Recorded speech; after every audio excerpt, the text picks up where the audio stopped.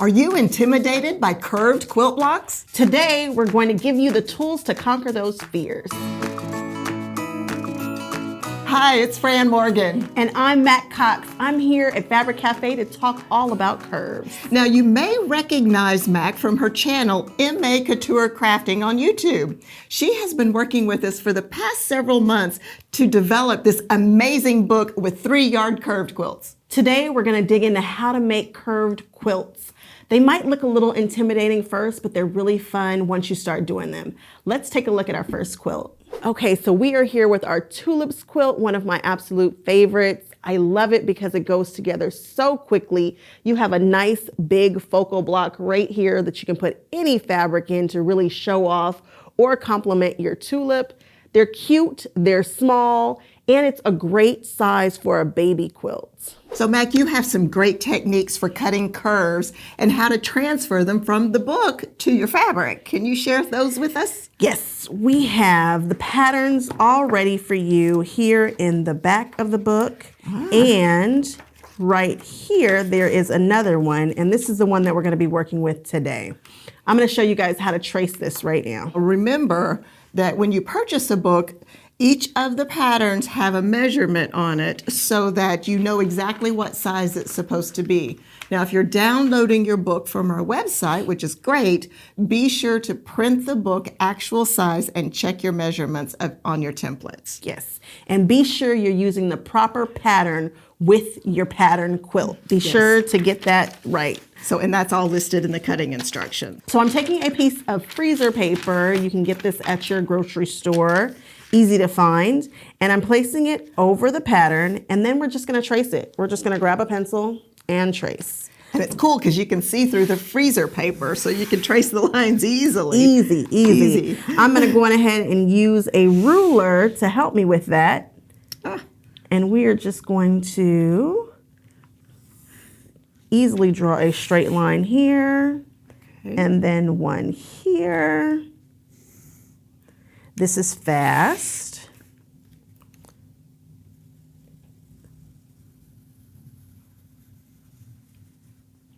Voila. Nice and fast. So far, super simple. Yes.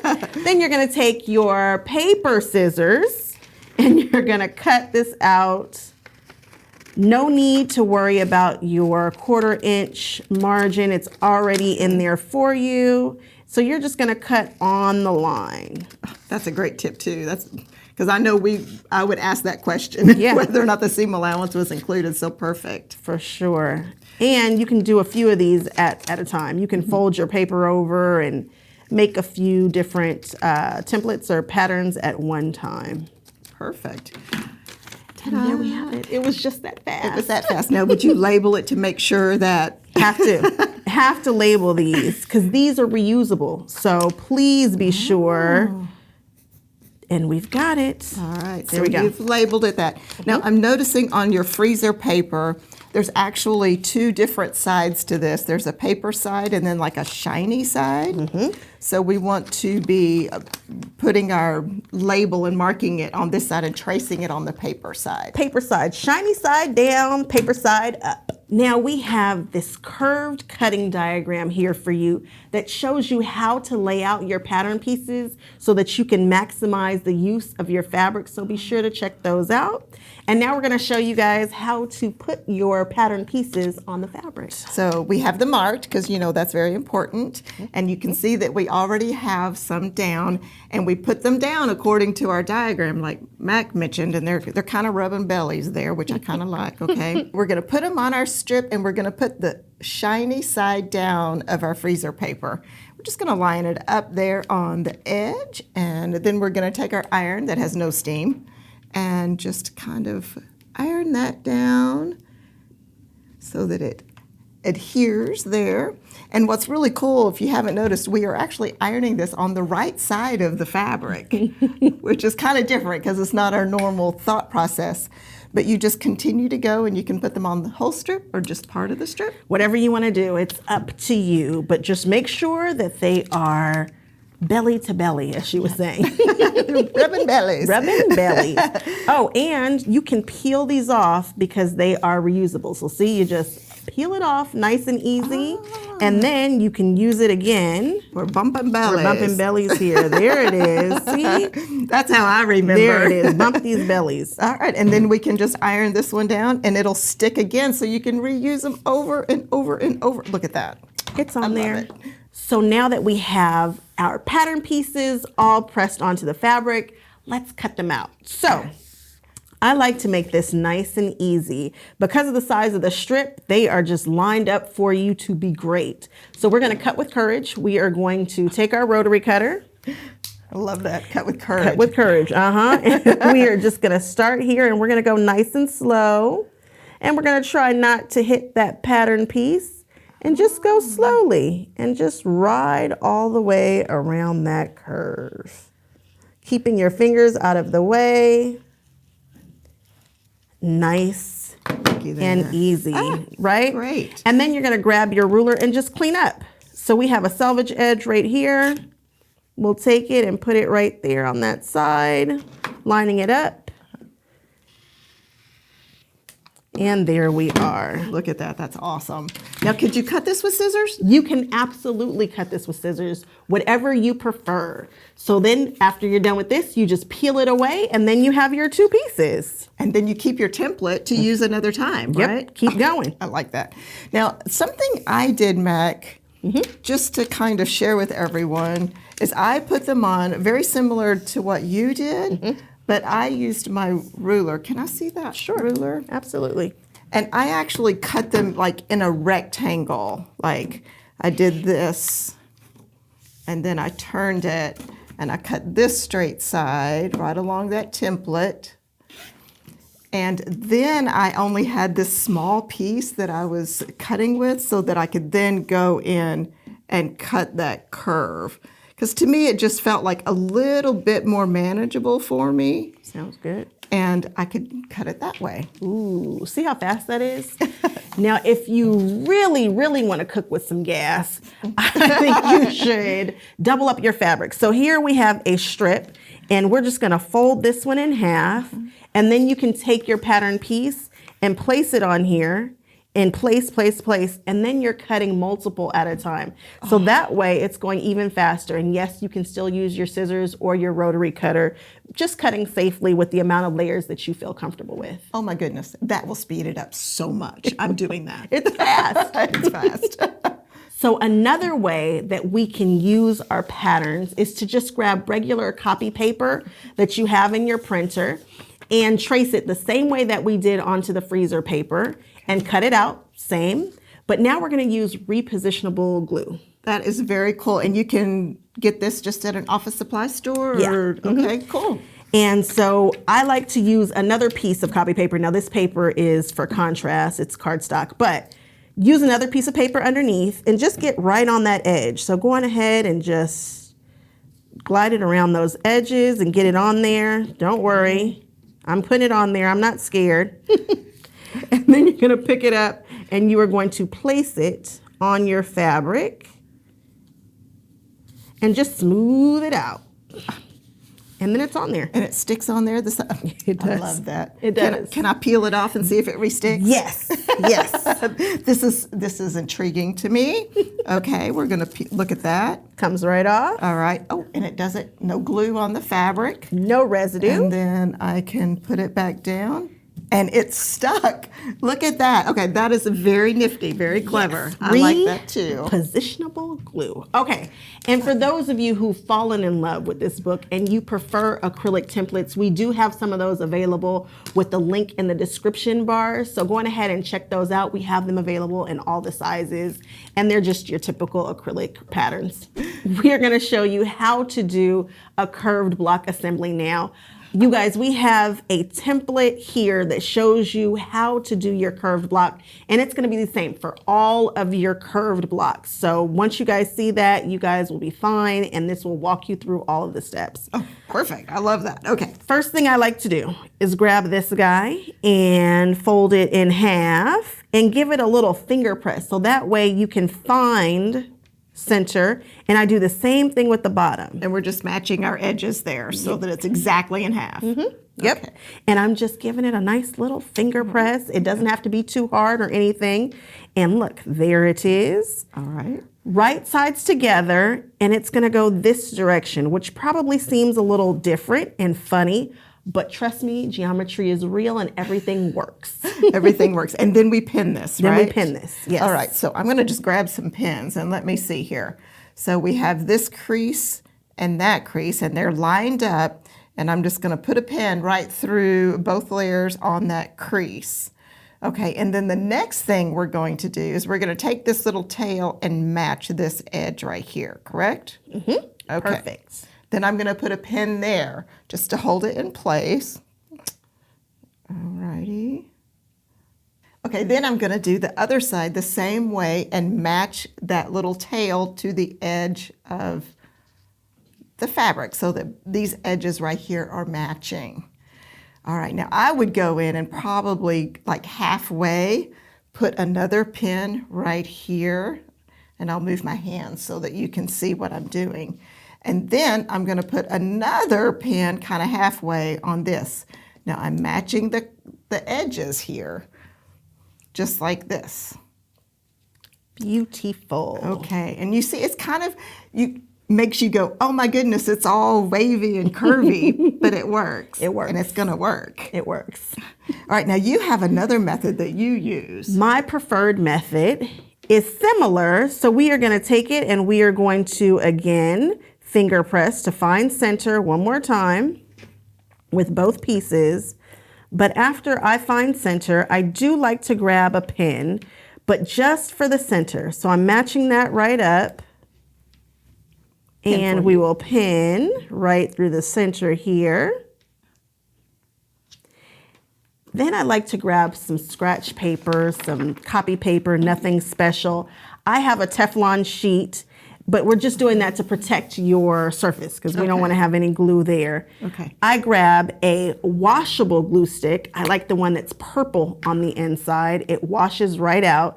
And I just give it a little something right in that 1/4 inch seam allowance. I just kind of give it I just go out like that. Oh. And instead of pinning, And it's purple, so It you is can purple. see the glue. you can see it. And I'm gonna match up this end to end the same way that Fran did.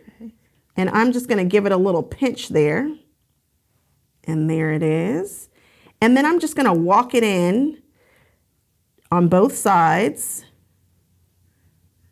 And we're gluing it down. We're matching up the edges and we are gluing it down. I can see where this is really helpful when you're sewing, so you're not wrestling with your pins at the same time. Right. That is really awesome. And the other thing, now this is a washable glue, so it's different than the glue that we used when we were cutting our patterns out, which was a repositionable glue. Yes. So, and it's just gonna wash right out and it's not gonna leave any residue whatsoever. No, don't worry about it messing with your sewing machine or anything like that. I know this is an extra step in sewing, but I'm telling you, it makes it so much faster to do this. Okay. Once you get them all gone and once they're all done, you guys will be cooking with gas. And I'm sure that as you do it, it gets a whole lot faster. Faster and faster and faster. Oh, that's awesome. I really love this. I'm gonna try this technique. Yes. And then you just have a bunch of these guys and you take them over to your sewing machine and you're zipping through it. Look at that. It almost looks the same. It's just that this one doesn't have the pins and this one does. So do you have tips for us to sew these together? Yes. First thing is you want to be sure to sew with a scant 1/4 inch seam allowance. Ah, yes. You should use a garter tape maybe if you're not comfortable with sewing them and keeping your fabric lined up with your edge of your foot. Be sure to go slow. So the first few I did, because I played with it a little bit, and I went really slow at first, and I found that as I did several, I got really more comfortable with it and was able to really go faster. Sounds good. So it's just practice a little bit if you've never done it like me. Start slow. Start going slow. And be sure to set your machine in the needle down position. It allows you to rotate your fabric a little bit. when it stops in that down position. And be sure to shorten your stitch length. Make sure that it's a 2.5 or less. When your stitches are really long, it starts to jump and you don't get that smooth curve. That's a great tip. Thank you. Now, we recommend pressing seams open, especially for curves. And the reason why we do that is because often the seams will join and there's too much bulk if you don't press them open. Right. So it's really easy to do, right? Yes. Let me show you. The first thing that I do is I just roll this back just a bit, grab our iron, and we just give it a press backward.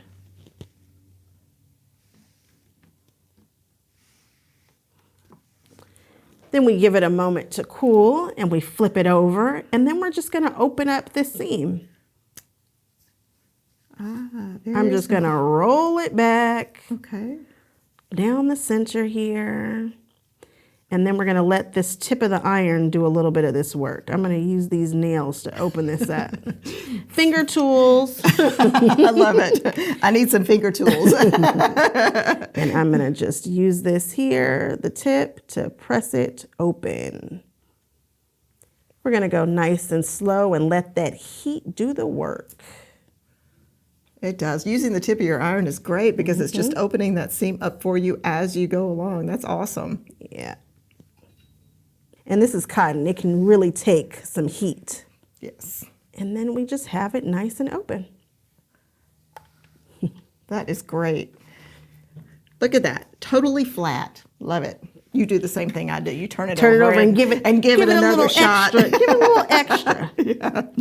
So it's beautiful. Now, what's really cool is we have a finished block here, and basically it's just 4 of these put together, which is so simple. It just goes together. And our quilt, there's some blocks that have reversed colors, so it's kind of like not a one block, but kind of very, very much like a one block. So it's very cool. Now let's take a look at this beautiful fabric. I love this. And this quilt, it's all put together. Here's our block that we made. I love so much it. Fun. Yes. So for our fabric number 1, we have this beautiful orange that has a kind of a rainbow feel that's going through it. And it's gonna be in our big block here. Oh, it's fun. And then we're gonna go to fabric number 2, which is kind of like a flower garden. And that's gonna be here shown in your block and also right here, because we kind of switch them out there. And then we have a beautiful kind of purpley color that's going to be for the number 3, our darkest one, and it's got some lovely lines. I like that. It's a little it. bit of blue, and even our number 2, it has just a smidge of pink, which I think picks up some of the pinks in that, which is very cool. I think so too. Oh, it's so fun. Love it. This. Yeah, love it. Love it. So your kit info is going to be garden trinkets, and it's the Tulips pattern, and it's in the book Curve Appeal with 3-yard quilts. Now, one of the things that we love to do is show the patterns in alternate fabrics, which we have some great fabric here. So for our tulips, we have chosen to put a batik in our focus fabric, and this is gorgeous. We have pinks and blues and greens and purples and everything. And this is going to go in this alternate block here where there's the big space for you to see all of these colors, which is going to be fantastic. Now for our number 2 fabric, we have done this nice pink. Now this pink has some dimension to it because it has the light pinks and the dark pinks, so there's some dimension, and it's going to go everywhere the yellow is, and a little on the border out here too. That's going to give us a nice little contrast of color. And then our number 3, oh, thank you, Mac. Ooh. Love it. Ooh. Purple. Don't we love purple? I love purple. We love so purple. Pretty. It is so pretty. Now that's going to be our number 3, which is going to be our alternate tulip and a little bit on the border. So it's going to give us some great pop.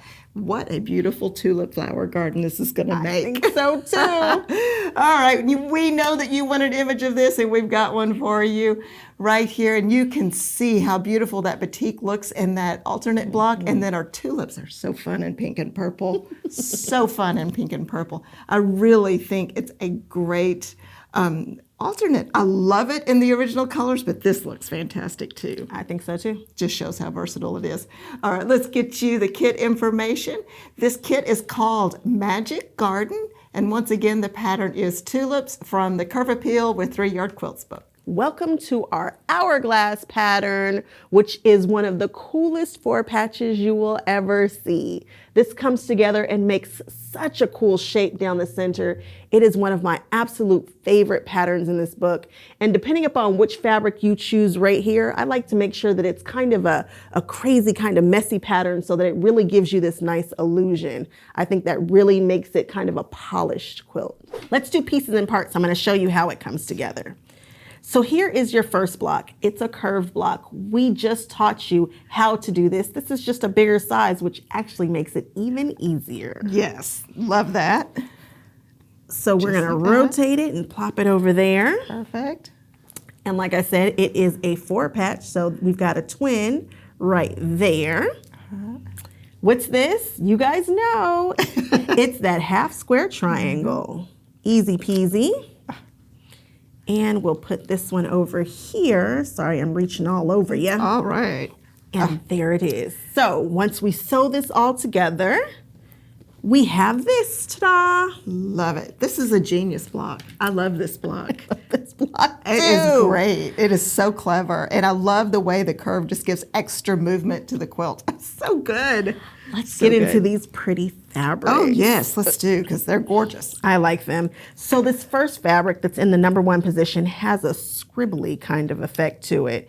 And I think that it makes this shape stand out because you really can't see where it starts and stops, which gives us like a really cool illusion. So that's going to be our #1 fabric. Now, #2 reminds me of like a cement wall. It's kind of got a strong feeling to it. And it's a neat color. I wouldn't say it's a green or a gray, but it sits kind of somewhere in the middle. Yeah, and it really, the focus fabric also kind of has that scribble green in it too, so it looks really good together. And then there is the rust. Such a beautiful color. I think it is absolutely delicious. And I think it goes so well in here. There's such a mix of a kind of a hard and a soft kind of feel. Oh, yeah. And these silhouettes of these flowers are just big and different. So, I love this one. So kit info. This is going to be Swirls and Twirls. And the pattern's called Hourglass, and it's in the Curve Appeal with 3-Yard Quilt Book. So we have a second kit that we've used to make the Hourglass pattern, which is gorgeous. Now this has got Fran's name all over it. I love this fabric. It is just blues and greens and navies and purples and pinks, and it's just a little bit of everything. And it kind of looks like Northern Lights. You kind of mentioned that earlier. I did. I think this is the Northern Lights kind of feel. It's so pretty. It sure is. Now, it's our focus fabric, and it's going to go everywhere this black scribble fabric is here on the quilt and a little bit on the binding. Now, for our #2, we've picked up this beautiful blue. If we're going to stick to the sky, this is definitely sky. I like it. Has some good texture to it, and it picks up the blues in our focus. And that #2 fabric goes everywhere the green is here and a little on the border. And then our #3 is this dark, dark navy, which I think just grounds it all so well and looks beautiful with our focus. Now it's going to go everywhere our rust is, as well as some on the border, some in our curved piecing here. Just love it all together. It is so dynamic. Let's check out an image because we love those. All right, as you can see that focus fabric really makes that curved piecing pop. It sure does. This is a striking image here. So pretty. I just love it. And then the blue is just bright and happy day, happy summer day. And I really, really like that. It is just gorgeous. So the kit information on this one, the kit is called Northern Lights. The pattern is Hourglass, and it's from the book Curve Appeal with 3-Yard Quilts. Welcome to Twist and Shout. A Matt Cox book would not be complete unless we had a churn dash in it. And this one is really cool because we've gone ahead and stretched it. So we have a nice stretch dash here. And the way this comes together is very, very easy. You've got some half square triangles here in the corner, and these big, beautiful curves are really easy sew. The larger a curve is, the easier it is to sew. So this is gonna come together really quickly. I think you guys are gonna enjoy this. All right, so let's crop it so that you can see how it comes together. All right, so we're gonna do the center block here. And it's strip pieced, and it's very, very simple to put together. We know how fast that is. Yes. Oh my goodness. And then as we pull it down here, you can see where these additional half square triangles and another bit of strip piecing come together. And that gives you your full block, which lands right there. So you have one on this end of your strip piece and one on this end, and it's perfect. And this churn dash is really special. It is, because I love a churn dash. All right, let's do the next block. So for this one, you have your 2 curved pieces. And we've shown you guys how to do that already. And you have one that's facing that way and then another one that is facing this way. And together, you get this block. Easy peasy. So cool, and I love it because it kind of looks like a ribbon that's been cinched and it's going down the front of the quilt. I like that. So it does. cool. It does look like a cinched ribbon. It does. And let's take a look at this fabric, because as you can see, it kind of disappears here, which gives it that nice, flowy kind of look. Love it. I love it. Well, you know it's not a Matt Cox pattern unless you got some rainbows in there. And this is rainbows, I'll say. It's beautiful. It's got a beautiful pattern in it, and I like it. I like it, and it falls so beautifully in our number 1 place. Number 2, a nice, easy white blender. Now, I don't know if it's picking it up, but it's got some texture to it. It does. It's beautiful. So it's not a flat white, but it is white. White on white kind of feel. And then there's the number 3 that's also got some of these same rainbow colors scattered around. All in those curves. It's perfect. Absolutely It gorgeous. is so pretty. So let me give you guys the kit info. This is the Rainbow Wonderland kit. It's used with the Twist and Shout pattern and the Curve Appeal with 3-yard quilts. So we have another kit that we've put into Twist and Shout. You know, that always makes me want to dance whenever I say that. It's like, we want to twist and shout. Okay. So let's look at this fabric because it's gorgeous. So we have this really kind of yummy tangerine with this really pretty design on it. Some circles with some little flowers in the center. This is going to be our focus, which is everywhere our churn dash is here and a little on the border. It's going to give us a really nice citrus pop. Then our number 2 is a very textural kind of a white gray. So we've got some light tones, some dark tones. It's going to go everywhere the white is on this one. And then, almost like a double focus, we have a blue look-alike fabric here as our number 3. And it kind of is, it is a double focus. And I love that you can do that on this pattern because it is separated with the number 2 white. It's going to work perfect. Our blue is going to go right here where we have our little ribbons where we talked about before. Little on the border too. It's going to be so much fun. I like how different this one looks, and I love how you can put different fabric in a 3-yard quilt, especially these curve appeal quilts, and they look fantastic. Let's look at an image on this to see how great it looks. You can see how that double focus works so perfectly in this pattern, and it's separated by that number 2 with that nice tangerine churn dash there and our blue ribbon. You know, whenever I see blues like this, I think of coconut snow cones from being a child. That's nice. So I think it just turned out so sweet. All right, so let's get you the kit information on this one. It is called Citrus Pop, and once again, it's our Twist and Shout pattern from the Curve Appeal with 3-yard quilts. Now, how do you feel about curve quilts now? If you have any tips on how to do curves, please let us know down in the comment section. And if you would like to see the rest of the quilts from Curve Appeal with 3-yard quilts, be sure to check out the video that pops up. It's Matt Cox and Fran Morgan with Fabric Cafe. Bye.